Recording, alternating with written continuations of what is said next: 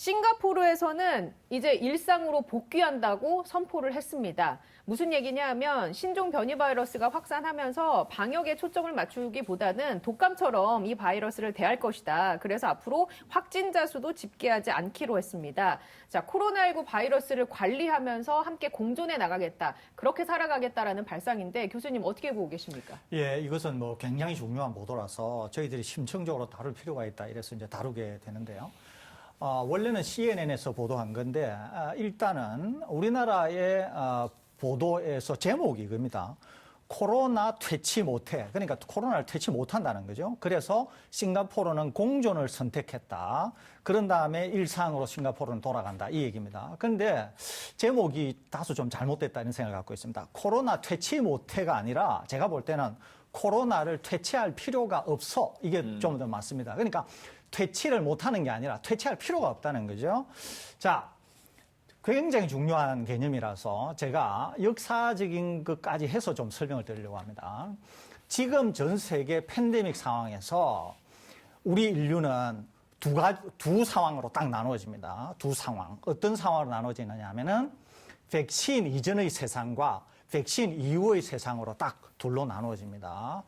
백신이라고 하는 것은 무엇을 얘기하느냐 하면은 집단 면역에 도달해서 바이러스를 퇴치한다. 이 개념입니다. 그러니까 백신 이전의 세상과 백신 이후의 세상에서 백신 이후의 세상은 백신을 접종을 해서 집단 면역에 도달한 다음에 바이러스를 물리친다. 이것이거든요. 그러는데 백신 이전의 세상에서 백신이 아닌 형태로 집단 면역에 도달하려고 했던 나라가 있습니다. 잘 아실 겁니다. 스웨덴인데요. 스웨덴은 인구가 약 1천만 명 정도 되는데 소위 자연계상에서 백신 전혀 안 맞고 바이러스에 감염되고 낫고 죽는 사람 죽고 뭐 회복되는 사람 회복되고 이렇게 해서 전 국민이 70% 정도 감염이 되어서 낫게 될 경우에는 전국가적으로 집단 면역에 도달할 수 있다. 이런 개념으로 스웨덴에서는 아무 조치를 안 했습니다. 그래서 그냥 일상생활을 하게 하고 바이러스가 감염을 시키든 말든 정부가 전혀 개입을 안 했다는 거죠. 그러는데 어떤 일이 벌어졌느냐 하면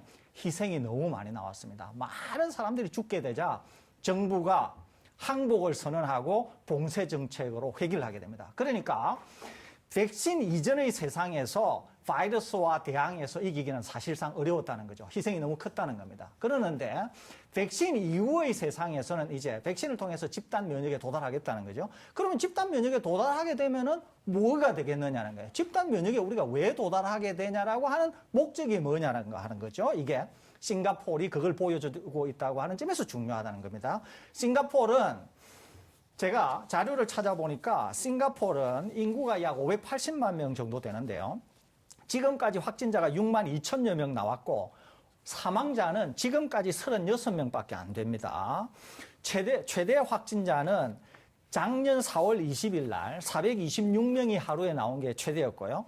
최대 사망은 바이러스가 창궐하는 지금까지 최대 사망은 하루에 2명 나온 게 최대입니다.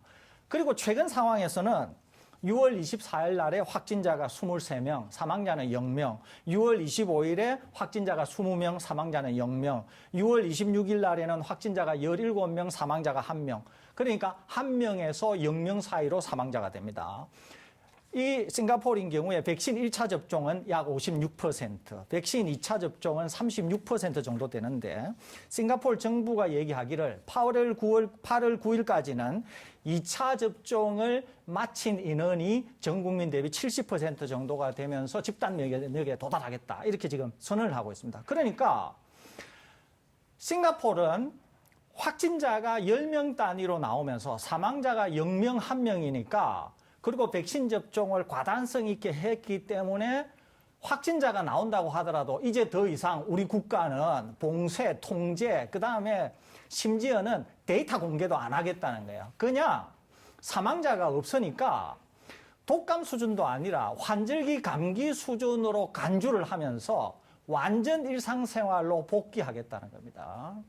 사실 전문가들이 이렇게 돼야 된다고 하는 얘기가 목에까지 차 있었지만은 아무도 이 얘기를 못하고 있었습니다. 왜 못하고 있었느냐 하면은 소위 말해서 고양이 목에 방울을 누가 먼저 달까 다 생각하고 있었다는 거죠. 왜 그러냐 하면은 고위험군이 먼저 접종이 되고 보호가 되게 될 경우에는 젊은 분들이 감염이 되어서 확산을 시킨다고 하더라도 전혀 위험하지 않기 때문에 그 상황에서는 경제생활, 사회생활로 복귀해야 되는데 그럼에도 불구하고 확진자 수는 어느 정도 있다는 거죠. 이 상황에서 누가 과연 일상생활로 복귀하자라고 하는 얘기를 할 건가라고 전문가들이 다 지켜보고 있었다는 거죠.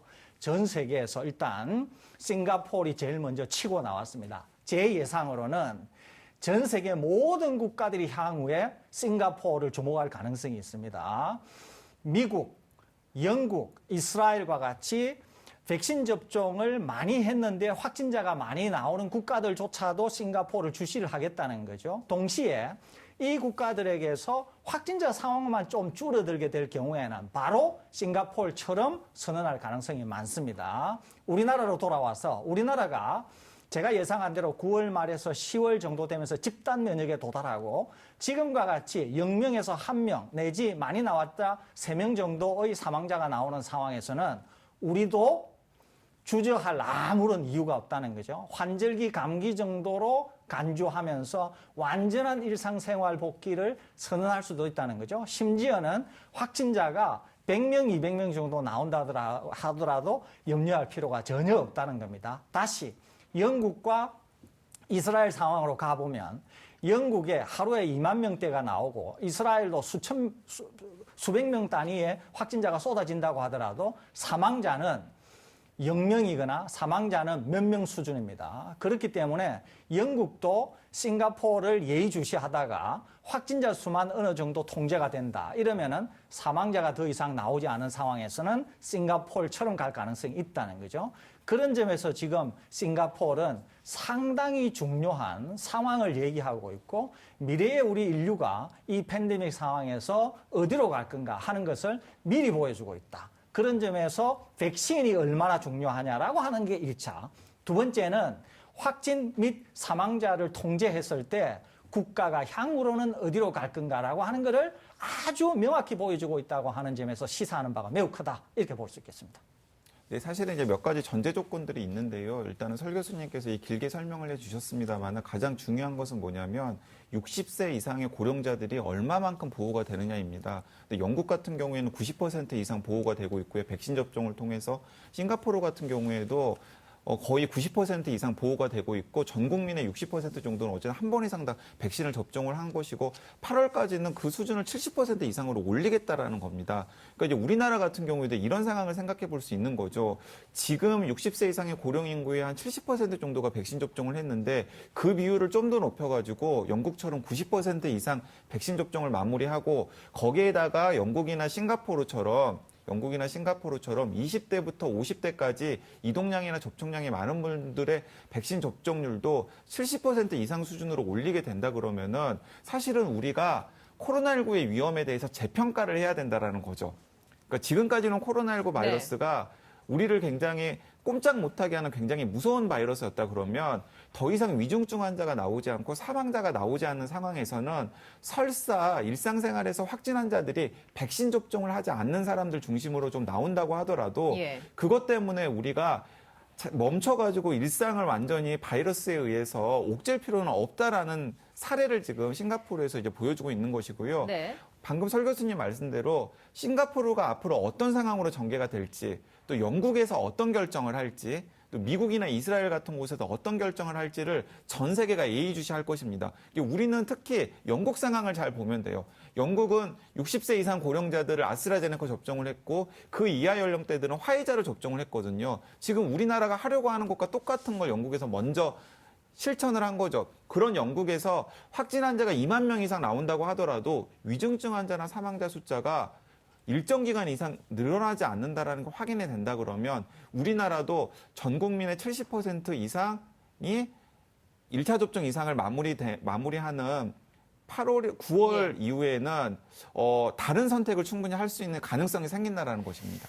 자, 9월 이후에는 다른 선택을 할 수 있다라고 얘기해 주셨는데 새로운 싱가포르의 방역 지침은 크게 보면 한 3가지 정도 요약할 수 있을 것 같아요. 일단 확진자 수 집계하지 않는 대신에 독감처럼 위중증 환자 수, 중환자실 입원자 수만 추적하는 식으로 바꾸겠다. 그리고 두 번째는 경증 감염자들은 집에서 충분히 회복할 수 있기 때문에 이를 통해서 의료 시스템의 포화를 막으면서 관리를 해 나가겠다. 그리고 세 번째는 백신 접종 계획을 장기화 계획으로, 그러니까 장기 계획으로 바꾸어서 단연간 접종할 수 있는 프로그램을 좀 도입을 하도록 하겠다라는 내용이 있는데 관련한 구체적인 내용은 저희가 오늘 시간이 없어서 내일 다루도록 하고 한 가지만 짧게 여쭙겠습니다. 이 기사에 달린 댓글 뭐 대부분은 다 이렇게 가는 게 현명할 듯 싶다라고 많은 분들이 지적을 해 주시는데 이런 의견 주시는 분이 있습니다. 그럼에도 불구하고 살 사람만 살려는 거 아니냐라는 반론을 주신 분이 계시거든요. 이거에 대해서 짧게 코멘트 해 주실까요? 전혀 아닙니다. 그러니까 예. 전제가 있다라는 거죠. 전제는 무엇이냐면은 싱가포르처럼 확인을 해야 된다라는 것입니다. 그러니까 고령자들 90% 이상이 백신 접종이 마무리가 되어야 되고 위중증 환자나 사망자가 나오지 않는다라는 게 데이터로 확인이 되었을 때 싱가포르 같은 모델이 가능하다라는 것입니다. 그때쯤 되면 이런 반론도 나오지 않을 수 있다. 네, 그렇습니다. 예, 알겠습니다.